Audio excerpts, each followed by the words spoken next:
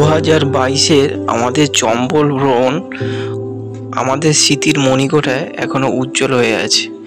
অনেকদিন পরে ভিডিওটা দেখলাম, তাই এডিট করার খুব শখ হলো, তাই আপনাদের কাছে পরিবেশন করছি।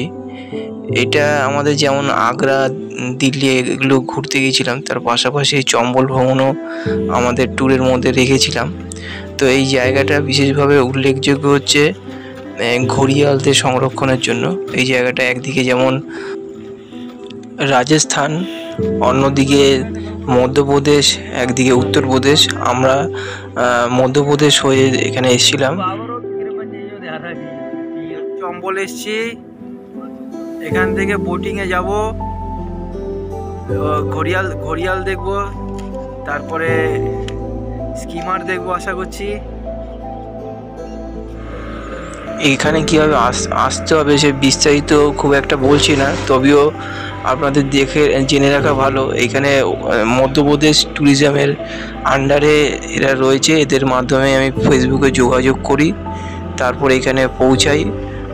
আগ্রা থেকে আমরা এসেছিলাম এবং আমাদের যেসব ছবিগুলো আমরা তুলেছি আপনাদেরকে এই মাধ্যমে, ভিডিওর মাধ্যমে শেয়ার করছি। সেগুলো দেখলে ওয়াইল্ড লাইফের পাশাপাশি কত সুন্দর জায়গাটা, এবং অন্যতম ভারতবর্ষের পরিষ্কার নদী, এবং এখানে রয়েছে প্রচুর বিভিন্ন ধরনের পরিযায়ী পাখি। এছাড়া ঘড়িয়ালের তো রয়েছে।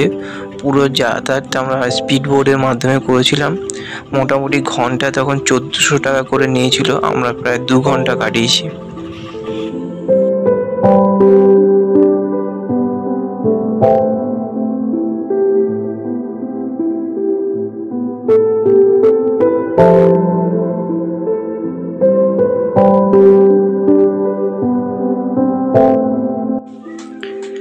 এরা সাধারণত সেন্ট মার্টিন দলে দলে রয়েছে একদম উঁচু আকাশে। ওদের এখানে বাসা রয়েছে, এই বাসার মধ্যে ঢুকছে বেরোচ্ছে। যেহেতু আমরা শীতকালে ছিলাম তাই অনেক বারের গুজ দেখেছি।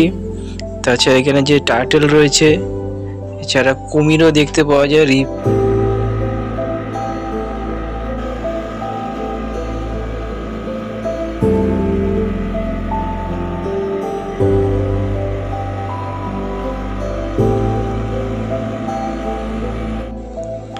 অবশেষে আমরা ঘড়িয়ালদের দেখা পেলাম প্রায় 8 ঘন্টা যাওয়ার পর।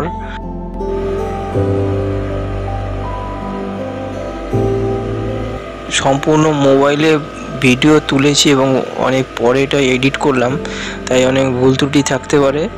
তবু এইখানে কীভাবে আসবেন সেই বিষয়ে আপনাদের যে জানার আগ্রহ থাকে, আমার ফেসবুক প্রোফাইলে মেসেজ করতে পারেন এবং আরও বিস্তারিত খবর আমি সেখানে দিয়ে দেবো।